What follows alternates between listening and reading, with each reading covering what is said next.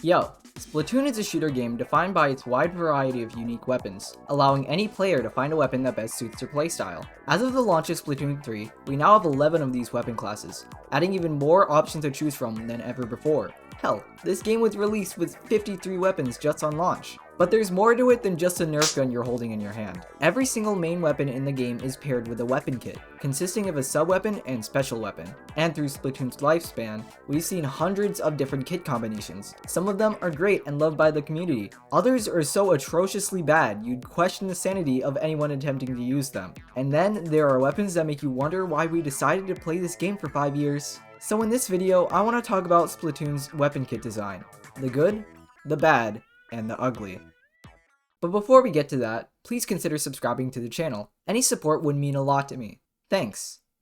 Before anything, let's go over how we're able to define a weapon kit as good or bad. First, we have to consider the main weapon. As mentioned in the introduction, there are 53 different main weapons as of the launch of Splatoon 3. Though it probably goes without saying, the main weapon is clearly the most important part of every kit, as it's typically what you're going to be using as your primary way of fighting enemies and painting the map.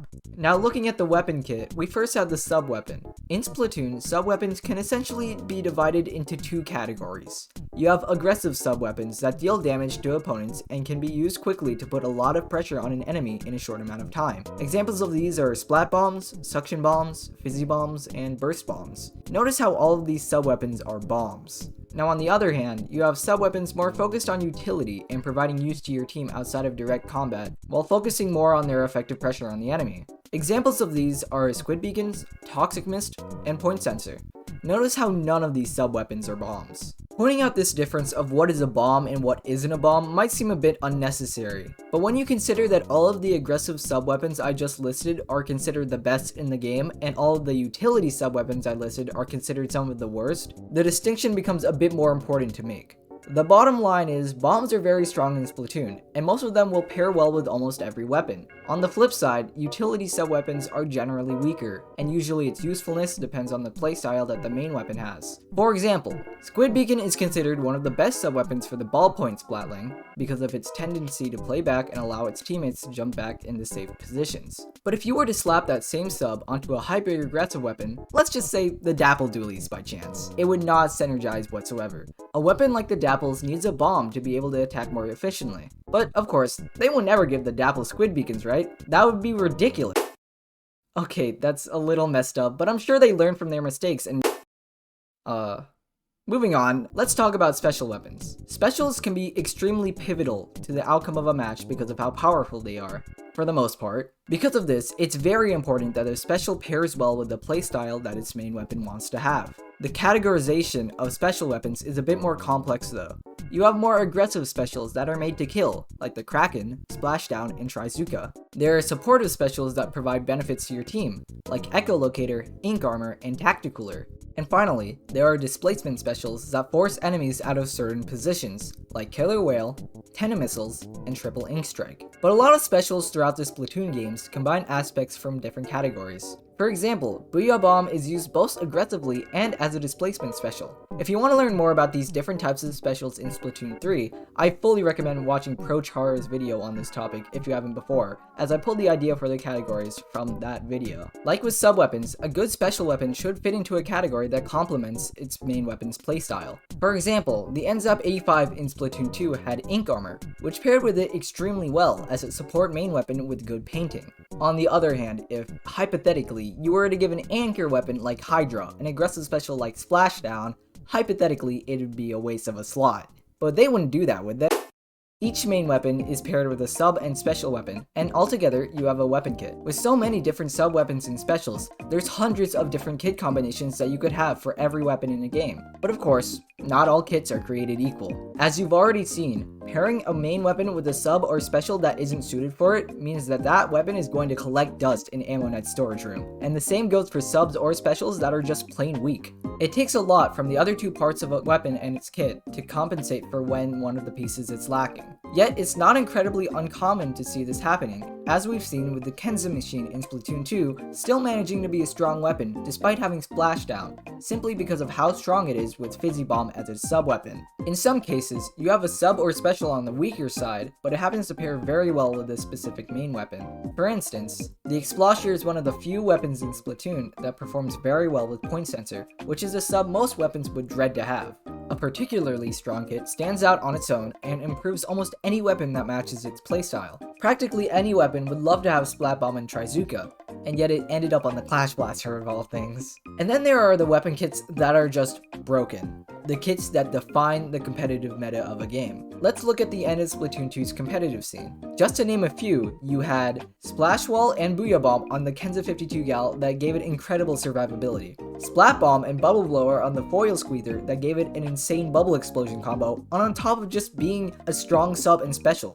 Two extremely strong global displacement specials, Antenna Missiles and Stingray on the Vanilla and Custom Jet Squelchers respectively. Going off of these examples alone, it's clear to see how much kits can really define how strong a weapon is, sometimes even more than the main weapon itself. Let's talk about how Nintendo goes about giving out kits to weapons. Each main weapon ends up getting one or two variants, which are just reskins of the main weapon, but with a completely different kit. In the past, people have debated whether or not having these preset kits is really a good idea for the game. Why limit the amount of possibilities for a weapon kit to just 2 or 3 kits that might not even end up being that good for the weapon?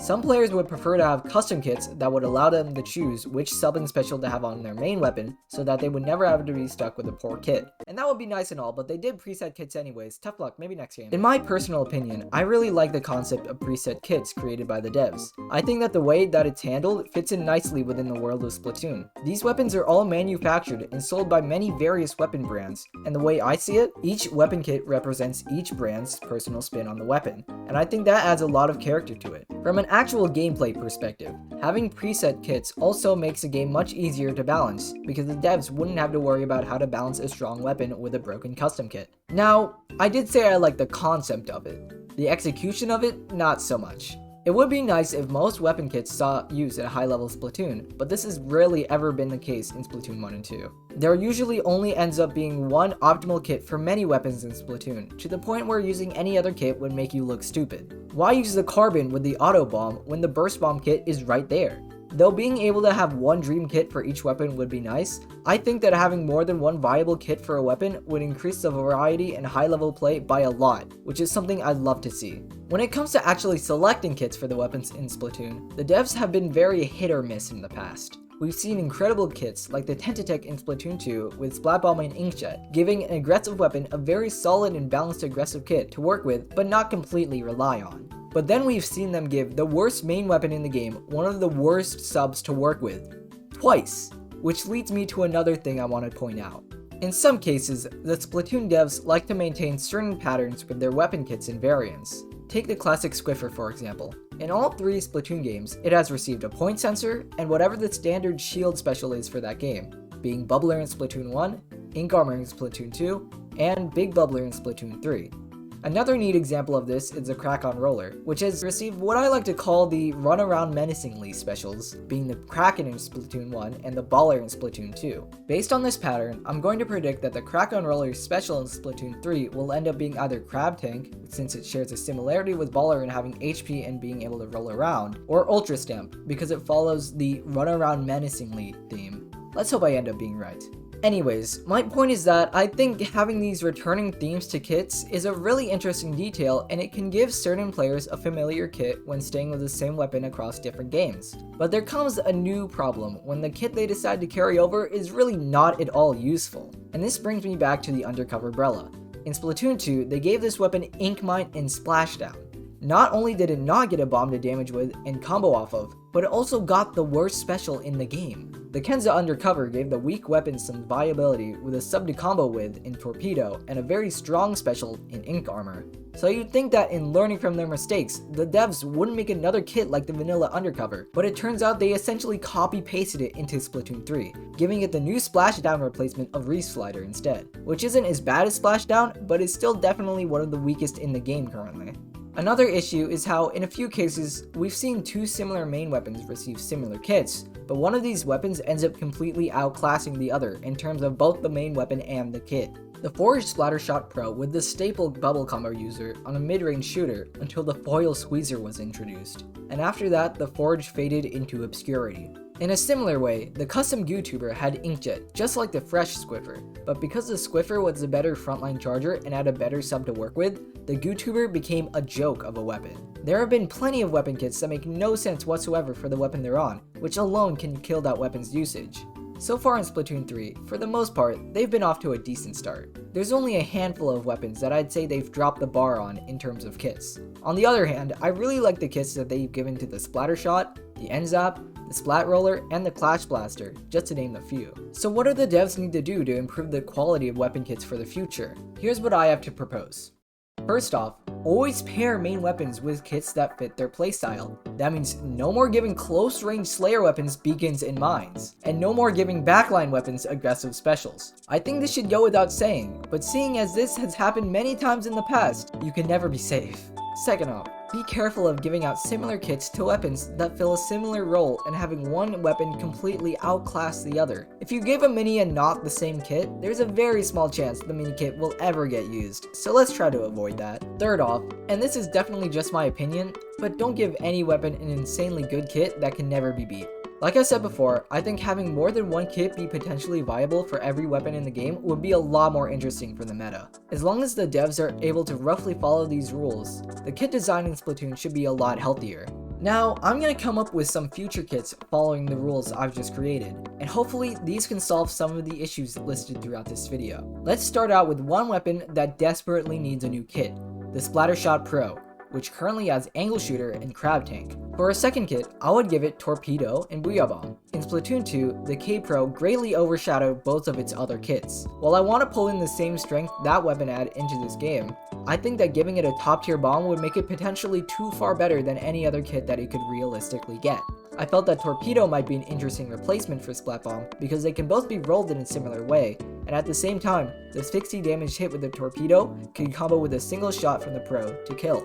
Considering the devs gave Pro a sub it's never had before for its vanilla kit, I see no reason why they wouldn't do it again. And since the Booyah Bomb worked great for the K-Pro, I think bringing it back for this kit would make for a solid weapon choice that wouldn't clash too much with any other weapon kits and would give this Pro its own identity. Now let's try to make a kit for a weapon whose current kit isn't necessarily that bad, but a second option would definitely help the weapon out a lot more and give it more flexibility in the meta. For this one, I had to talk about my beloved Tri-Stringer, which has Toxic Mist and Killer Whale 5.1. I could see a solid second kit for this weapon being Point Sensor and Wave Breaker. I think that this weapon's vanilla kit is best used for stalling out chokes and trapping enemies to kill them. So to contrast that, this weapon is going to be more supportive, allowing the bow to perform better at controlling more open areas and supporting teammates. Like the Explosher, the Tri-Stringer is one of the few weapons that performs very well with Point Sensor, so there wouldn't be a big issue with having that sub. Moreover, I think that having a lethal bomb such as a Suction Bomb would be redundant and too ink hungry for this weapon. Similar to how having Fizzy Bomb doesn't synergize too well with the ballpoint splatling, so I decided that a utility sub like Point Sensor would be a better choice for it. Finally, I think Wave Breaker is a really nice counterpart to Killer Whale 5.1 for the type of kit that I'm trying to go for, whereas Whale is an aggressive displacement auto special that is able to focus on one enemy and make killing easier. Wave Breaker is a supportive displacement auto special that will be more efficient in pressuring more open areas. I could see either kit being used in the meta, depending on whether it is more important to be able to lock down chokes or control open areas. Finally, let's look at a weapon that already has a solid vanilla kit and try to make a second kit that can still match it. How about the Slosher? This weapon's vanilla kit is Splat Bomb and Triple Ink Strike. For its second kit, I would give it Torpedo and Reef Slider. In a similar case to my Splattershot Pro kit, I went with Torpedo as a counterpart to using a different bomb, which in this case would instead be Burst Bomb. I think that giving Burst Bomb back to a Slosher would probably make it by far the best kit, overshadowing the vanilla kit. So instead, I decided to use Torpedo, which is still able to combo with the main weapon. I also decided to give it Reef Slider, since the second kit of the Slosher has always had an aggressive special, and in this case it would be able to combo extremely well off of the explosion at the end. What do you think of these kits? Would you want to see them added to Splatoon 3 in the future? And how do you feel about how the Splatoon developers have been handling weapon kit balance? Do you agree with the points I made? Do you disagree? Let me know what you think in the comments section. If you watched this video to the end, I would really appreciate it if you left a like. If you want to see more content like this, consider subscribing to the channel. Thank you so much for watching, and see ya!